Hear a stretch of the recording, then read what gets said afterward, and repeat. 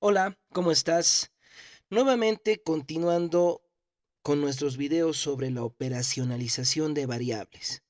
Este es el último video donde vamos a ver los instrumentos, las herramientas que tendríamos que utilizar y vamos a ver el tema de la formación de preguntas y los ítems que se llaman y las escalas.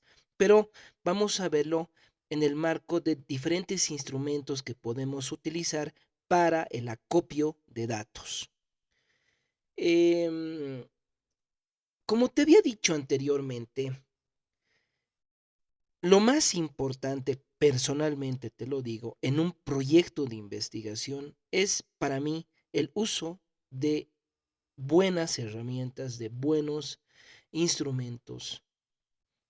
El uso de una buena calidad de instrumentos, de herramientas, te va a generar una buena calidad de investigación. Por eso yo creo que más tendríamos que ocuparnos en la construcción de herramientas que, por ejemplo, en el desarrollo de un marco teórico que sea, digamos, ampuloso y muy actualizado, salvo que sea una investigación documental, ¿no? Depende mucho del tipo de investigación. En este caso, es importante saber construir instrumentos y saber dónde y cómo y qué instrumentos ya tenemos para poder utilizarlos. Vamos acá a presentar los más utilizados. Como habíamos dicho, el acopio de datos significa el uso de ciertas herramientas, instrumentos, técnicas que cuanto más están ajustados, mejor trabajados, de alguna manera el efecto de ese ajuste, de este perfeccionamiento instrumental, va a significar una calidad excelente de tu investigación, de tu proyecto de investigación. Eh, Tú estas herramientas puedes utilizarlas de forma física o también virtual, ¿no? Eh, estas herramientas se utilizan, como bien te dije, en el marco de la recolección de datos, ¿no? Para medirlos. Vamos a comenzar con la primera. La primera son las escalas. ¿Qué es una escala? Una escala es un instrumento de acopio de datos. Mide los indicadores sobre actitudes y opiniones. Hay diferentes tipos de escala, ¿no? Esta de Tornstown, de Goodman, de Crespi, de Doll, y la famosa que utilizamos siempre, la de Likert, ¿no ve? Vamos en nuestro video, vamos a desarrollar dos. La de Likert, como la que siempre desarrollamos y usamos, que la tienes acá, y esta que es la escala semántica diferencial, ¿ok? La escala de Likert es un instrumento de investigación compuesto de un conjunto de reactivos, ¿no? O sea, sobre todo son 5 reactivos, ¿no? Este famoso totalmente en acuerdo, en desacuerdo, ni en acuerdo ni en desacuerdo, de acuerdo, totalmente de acuerdo, con alternativas graduadas. Si te has dado cuenta, está todito eso, esos 5 están graduando, ¿no? Nuestra respuesta. Califican la reacción del sujeto frente al indicador. Ok. ¿Cómo es la escala de los reactivos? ¿No? Para medir el indicador se debe sumar los valores, ¿no? Esto es muy importante, porque por ejemplo, en el ejemplo que tenemos acá, 1 es totalmente en desacuerdo, eso es lo que vale, ¿no? 2 en desacuerdo, eso es lo que vale. 3 ni en acuerdo ni en desacuerdo, ese 3 es lo que vale. 4 de acuerdo, ese 4 es lo que vale. 5 totalmente de acuerdo. ¿Ya? Entonces el puntaje más alto es la posición positiva. Tomemos en cuenta eso, por favor. Más abajo dice, existen reactivos de orientación positiva y de orientación negativa. Nosotros cuando utilizamos la Likert, la utilizamos de forma muy simple. Y no es así. Tenemos que ver justamente esto que dice acá, la orientación positiva y la orientación negativa. La vamos a ver en los dos ejemplos que a continuación voy a desarrollar. Y ahí vamos a ver justamente esto también, la diferencia entre el orden ascendente y el orden descendente. Ok, miremos primero el primer ejemplo, este que ya lo estábamos un poquito desarrollando. Ahí está. Ejemplo, sobre el hecho de pedir factura, usted está 1.1 totalmente en acuerdo, punto 2 en desacuerdo, 3 ni acuerdo ni en desacuerdo, 4 de acuerdo y 5 totalmente de acuerdo. 5 es la puntuación más alta y es la orientación positiva. Eso significa que estamos tratando, estamos viendo si esta posición, que es en este caso podría ser la variable cultura fiscal, por ejemplo, eh, tiene mayor valor en las respuestas. O sea, tendría que tener, ¿no? Claro, esa es también una hipótesis. Tendría que tener mayor valor en las respuestas que nos van a dar la gente que vamos a ir preguntando. Por eso se le coloca el mayor puntaje a esta alternativa. Porque se supondría que tendría que ser, que tendríamos que estar todos totalmente de acuerdo. Claro, a eso me refiero. Por eso, como dice en la parte naranja, estos reactivos es de orientación positiva, porque la nota mayor está ¿dónde?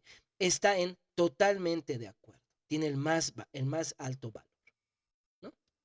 En ese marco que te digo, si digamos la variable acá sería política fiscal, claro, en ese mismo marco estamos pensando de que toda la gente tendría que estar de acuerdo con eso, ¿no? Esa es nuestra hipótesis, que se va a develar en el marco de las respuestas que vamos a tener utilizando esta Likert.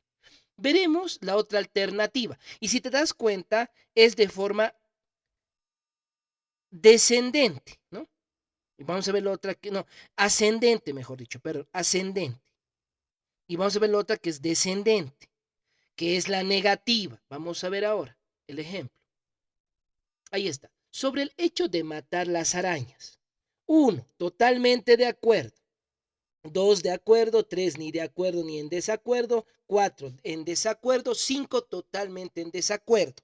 Estamos colocando la máxima nota en el nivel negativo. Por eso esta es la reacción de orientación negativa, es decir, descendente. Aquí estaríamos pensando que, digamos, estamos pensando en la protección de estos animalitos, de estos insectos, digamos, ¿no? Entonces, al tener este como espíritu protector, no tendríamos que matarlos. Entonces, le estamos colocando ahí la máxima nota totalmente en desacuerdo en matar a estos animalitos. Por una conciencia ecológica, cuidado de los animales, qué sé yo. Entonces, esa es nuestra hipótesis que se va a develar con las respuestas que nos van a dar las personas que vamos a ir preguntando. ¿Ok? Ese elemento es sumamente importante porque ahí te das cuenta que la Likert tienes que utilizar ya sea de forma descendente o de forma ascendente en el marco de orientación positiva o negativa. Así de claro. Y eso también genera hipótesis alternativas, ¿no? Como estamos hablando. Vamos a la otra alternativa de escala, que sería esta escala semántica diferencial. ¿Qué es esta? Mide el significado psicológico que tiene la persona sobre un indicador, conjunto de conceptos con adjetivos opuestos. Eso es muy importante, opuesto. Bonito, feo. Claro, oscuro. Graduados por intensidad, el sujeto debe elegir. Eso vamos a entenderlo mejor cuando veamos el ejemplo, ¿no? Algunos elementos más. Los indicadores deben ser presentados de forma precisa y corta. Blanco-negro, alto-bajo, limpio-sucio. Se debe sumar los valores que corresponden a cada alternativa marcada por cada indicador. Veremos el ejemplo. Acá lo tienen en su pantalla. Como tú te puedes dar cuenta, este es un ejemplo para medir la variable calidad de servicio en un café. Y tenemos ahí los indicadores. Miren, cobertura, rapidez, comodidad, trato, costo, higiene y confiabilidad. 7 indicadores que surgen de la variable calidad de servicio. Por ejemplo, el indicador cobertura, como habíamos dicho, tenemos que ver positivo y negativo, ¿no? Extremos siempre. Cobertura completo o incompleto. Rapidez, rápido, lento. Siempre es su opuesto, ¿no? Comodidad, confortable, incómodo. Trato, agradable, desagradable. Costo, barato, caro. Higiene, limpio, sucio. Confiabilidad, confiable, desconfiable. Entonces, bueno, llevamos esto, ahí está el polo positivo y el polo negativo, como bien dice las instrucciones teóricas, y la gente colocará, ¿no? Sí, es lento, perfecto, uno. Y esos resultados después acá se los sumo. Perfecto. Esta es entonces la segunda escala. Esta no utilizamos mucho, pero bueno, tal vez es porque no la conocemos, pero me parece una gran herramienta. Voy a seguir con otra herramienta. Ya hemos visto la escala, que es, digamos, la con la que hemos arrancado nuestro video de hoy, este último video. Me voy a ir a la prueba. ¿Qué es la prueba? Es un instrumento que mide la parte intelectual y psicomotora de una persona. Es más psicológico esto, ¿no? Son instrumentos en la mayoría ya realizados que tú puedes encontrar en el internet y solo se los debe aplicar a la población que te interesa, ¿no? Ahora, acá hay dos tipos de pruebas. Las pruebas de inteligencia múltiple, que evalúan el nivel intelectual de la persona, como su razonamiento, habilidad mental, juicio, memoria, por ejemplo. Ahí tenemos dos ejemplitos, ¿no? La prueba de razonamiento lógico y la prueba de inteligencia financiera. Esas pruebas ya existen. Se las debe analizar, tal vez realizar una piloto con esto y ver la potencialidad de los datos que nos entregan y si estos datos que nos entregan están de acuerdo a lo que estamos buscando en el marco de nuestro proyecto de investigación. ¿Ok? Y por el otro lado está la prueba de conocimiento, es decir, mide el nivel de conocimiento adquirido por una persona sobre un asunto particular, ¿no? Acá podemos ver, bueno, la prueba de conocimiento estandarizada, ¿no? Estas son muy famosas, al menos en nuestros países, ¿no? Prueba elaborada por un equipo de especialistas en una materia, por ejemplo, la Sociedad Matemática Boliviana elabora y aplica prueba a nivel nacional de rendimiento matemático de estudiantes del nivel secundario, ¿no? Esa sería una estandarizada. Pero la que más me interesa es esta, prueba de elaboración por el investigador. No te olvides lo que habíamos dicho al principio, que el tema de la construcción de instrumentos tal vez sea lo fundamental, lo central en el desarrollo de la recolección de datos, porque ahí el investigador muestra su pericia, su creatividad para poder recolectar los datos. En esta prueba elaborada por el investigador, obviamente es construido por un investigador para medir las variables que le interesan en el marco de su proyecto de investigación. Entonces miden las variables, los indicadores de su proyecto de investigación. No vamos a presentar alguno porque obviamente esto es más personal, digamos, pero sí tenemos aquí unos tips para la elaboración de este tipo de pruebas, que como bien te he dicho, acá realmente se muestra la pericia, la creatividad del investigador, ¿no? Primero, este tipo de instrumento tiene que identificar perfectamente qué variable va a medir. Luego debe hacer una delimitación en el ámbito de la evaluación, ¿no?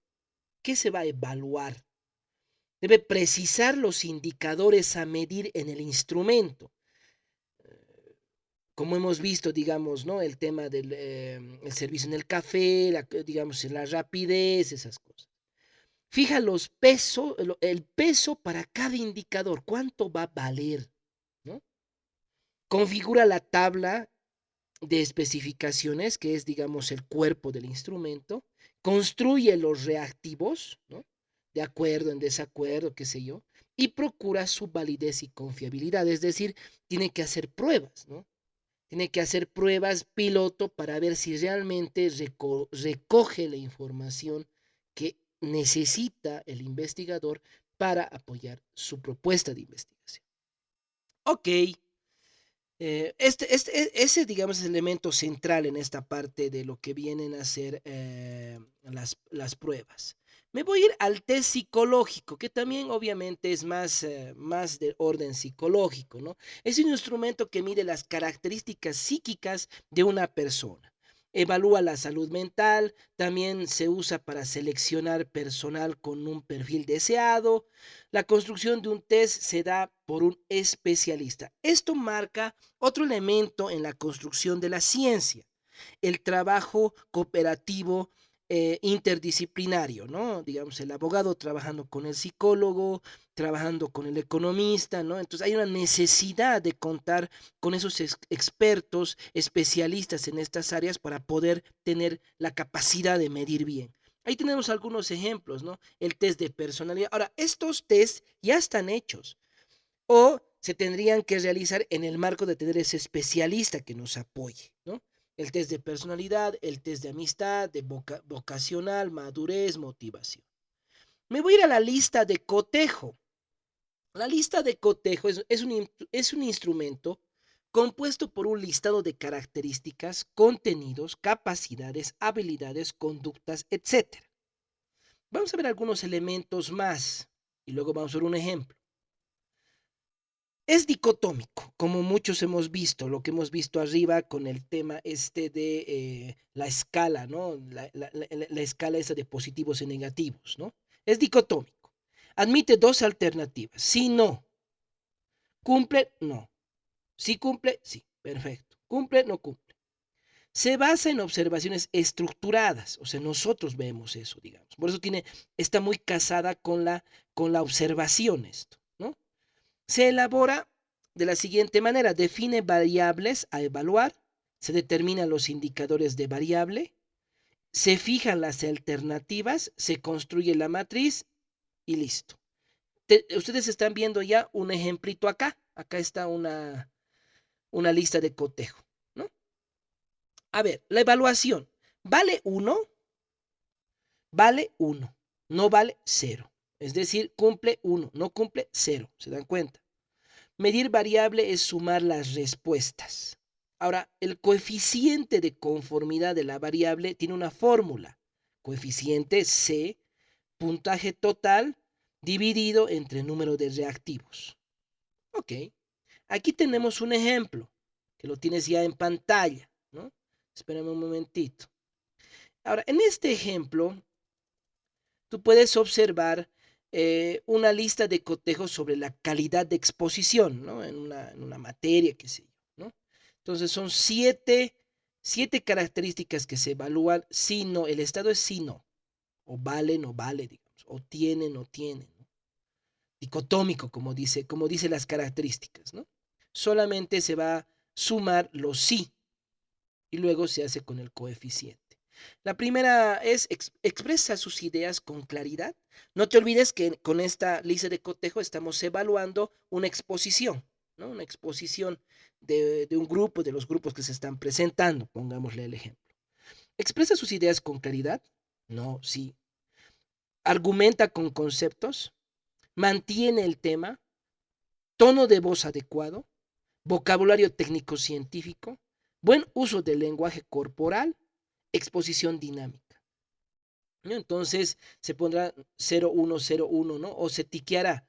Y los tiqueados correctos valdrán 1 y los X valdrán 0, ¿no?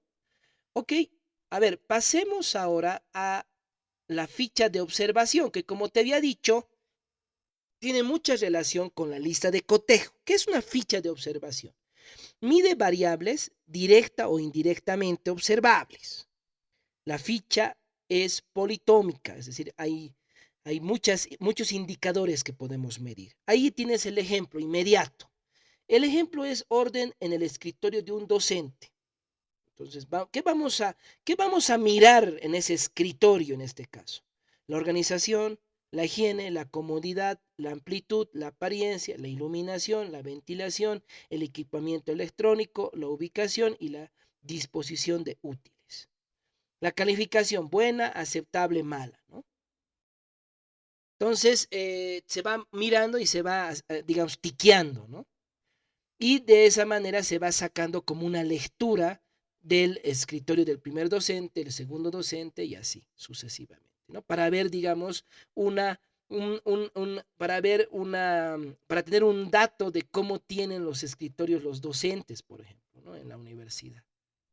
Y vamos a la rúbrica. La rúbrica, que ya la debes conocer, es muy conocida. Mide el desempeño, comportamiento, la calidad de trabajo que realiza una persona, ¿no? ¿Cuáles son sus características? Elaboración y evaluación.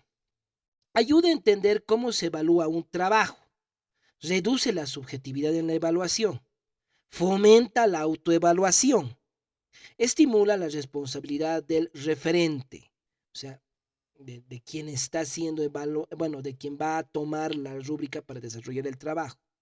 En la elaboración se define la variable medir, se determinan los indicadores o aspectos a evaluar, se fijan los niveles de desempeño y en la evaluación se suman los valores que corresponden a cada alternativa. ¿Ok? Veremos un ejemplo.